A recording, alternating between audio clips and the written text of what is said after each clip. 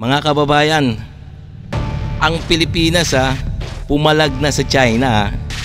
Yan ito yung magandang balita At isa pa ang Israel gusto pang mag-supply ng mga lalakas na armas sa Pilipinas. So good news talaga to, mga kababayan.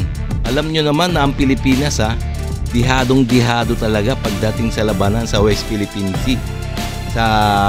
Alam nyo naman na ang China isa sa pinakamalakas na military power sa Asia. So talagang dihado talaga ang Pilipinas. Pero pumalag papalag talaga.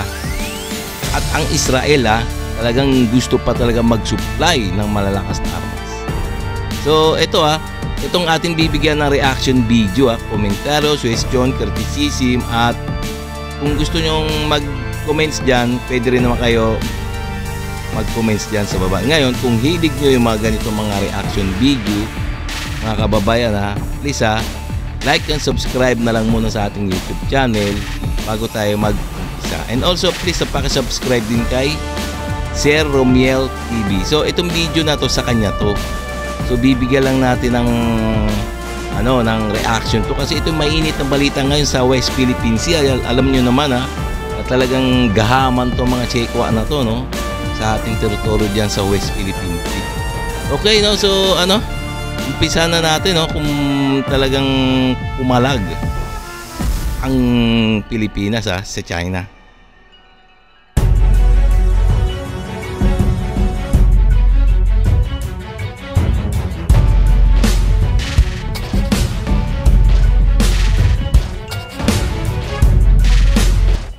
Sa bagong balita na ating nakalap, patindi na ng patindi ang sitwasyon ngayon sa West Philippine Sea matapos ibalita ng Philippine Coast Guard na dumadami ng husto ang mga vessels ng China at palapit ng palapit ang mga ito sa coastline ng Zambales na naging dahilan upang mag-full force ng ating Coast Guard sa kanilang deployment. Nasa 60 nautical miles na lamang umano ang isang barko ng China na sobrang lapit na talaga sa kalupaan ng Pilipinas. Yun di biro yun 60 nautical miles away from our land in the Philippines. Malapit na yun talagang dapat talaga magulat o talagang magulat ang mga Philippine Coast Guard sa sobrang lapit na ng Chinese Coast Guard sa ating kalupaan. Kaya wala nang pagpipilian pa ang ating Philippine Coast Guard kundi pumalag sa mas dambuhalang barko ng China kahit na sobrang liit lang ng kanilang patrol vessel. Talagang wala na talaga silang magagawa yung ating Philippine Coast Guard kundi pumalag.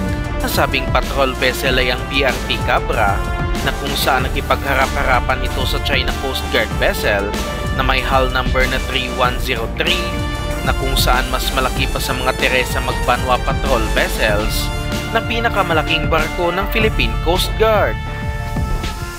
Tinaboy ng BRP Cabra ang nasabing vessel mula sa 60 nautical miles at ngayon ay nasa 80 to 90 nautical miles na ang barko ng China.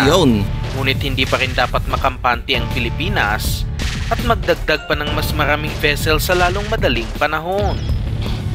Napakalawak ng West Philippine Sea at nasa 14 lamang ang barko ng ating Coast Guard na kayang magpatrolya ng matagal sa ating tubigan at pati BFAR ay tumutulong na rin sa pagbabantay dahil hindi talaga ito kaya mag-isa ng ating Coast Guard. Mabuti na rin aktibo sa ngayon ang kanilang pamunuan sa pagbili ng mga makabagong patrol vessels mula sa ibang bansa na kung saan mayroong nasa 49 na mga barko ang nakatakdang i-deliver ng France at Japan sa Pilipinas na tinatayang nagkakahalaga ng nasa halos 50 billion pesos. Hindi pa kasama dito ang nakatakdang pagbili ng nasa 3 Cape-class patrol vessels mula sa Australia at nakasecure na rin ng 2.5 billion pesos na pang down payment ang Pinas at sinasabing armado ang nasabing vessel. Wow talagang magpapadami ng mga patrol vessel ang Pilipinas. At sa nilabas na proposal ng Philippine Coast Guard, may plano pa silang bilhing 2 Guardian class mula sa Australia na pwede umanong gamitin sa pag-deliver sa BRP Sierra Madre dahil kaya itong maglayag sa mga mababaw na parte ng karagatan. Talagang seryoso na talaga ating gobyerno, no? Na bumili ng mga maraming mga barko para labanan ang China. At nitong nakaraang buwan lang din, nagpahayag ang French government na handa pa nilang tulungan ang Pilipinas na makabili ng mas maraming barko para sa Philippine Coast Guard sa pamamagitan ng financing o pagpapautang, at sana'y tanggapin ito kaagad ng Philippine government. Yes. Marami pang pwedeng i-offer ang France na malalaking patrol vessel, pwera na lang sa BRP Gabriela Silang, katulad na lang ng mga Khrushchev OPV na dinisenyo rin upang magbantay ng matagalan sa karagatan, ngunit nakadepende na rin ito sa Philippine Coast Guard. Yun. Marami naman palang ino-offer ang mga iba't ibang bansa sa Pilipinas, no?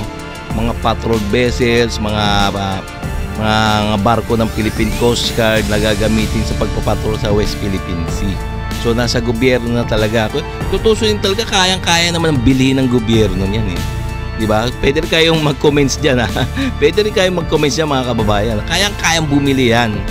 Wala natin bakit hindi bumibili ng...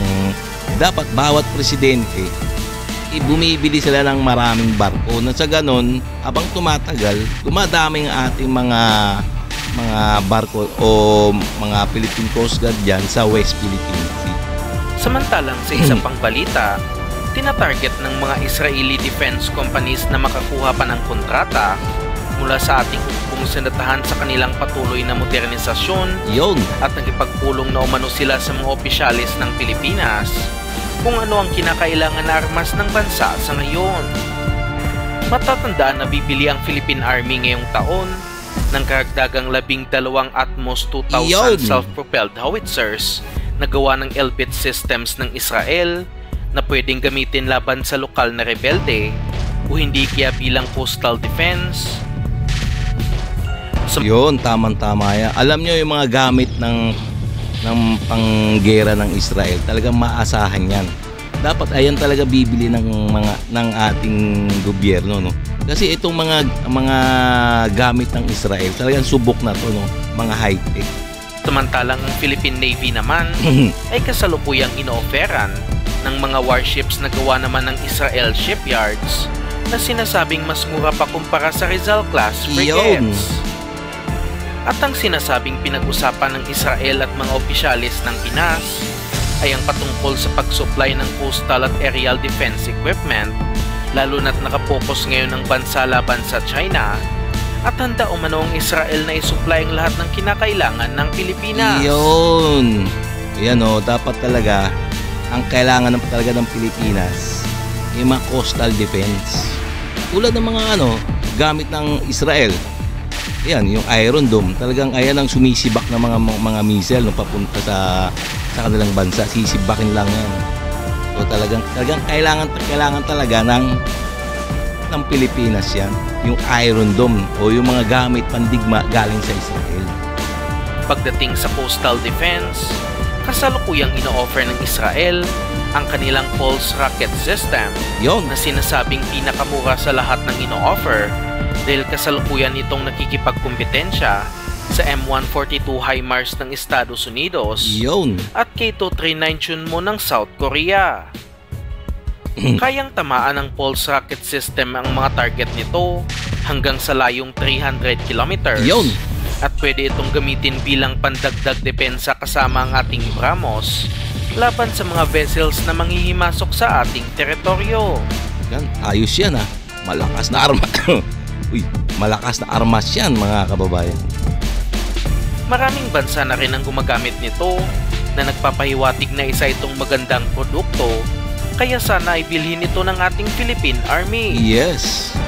Pagdating naman sa aerial defense equipment, may chance ang daragdagan pa ang ating mga Spider air defense system na kasalukuyang ginagamit ng Philippine Air Force sa ngayon bilang proteksyon laban sa missiles at aircraft ng kalaban.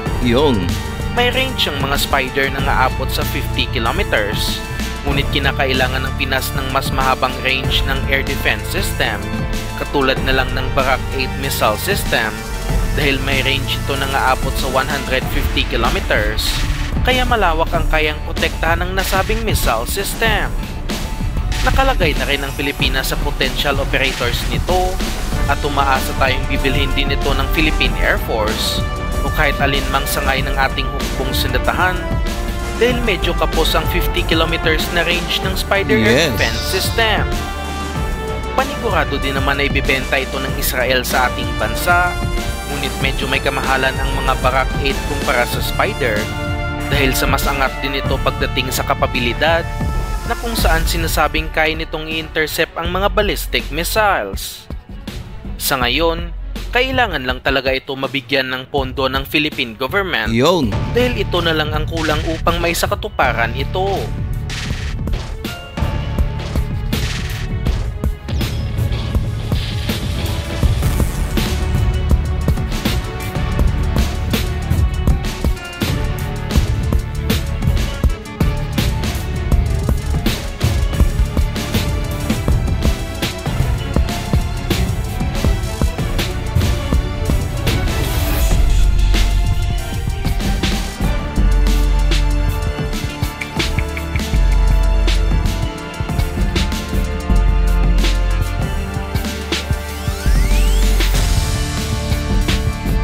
Gabriela Silang.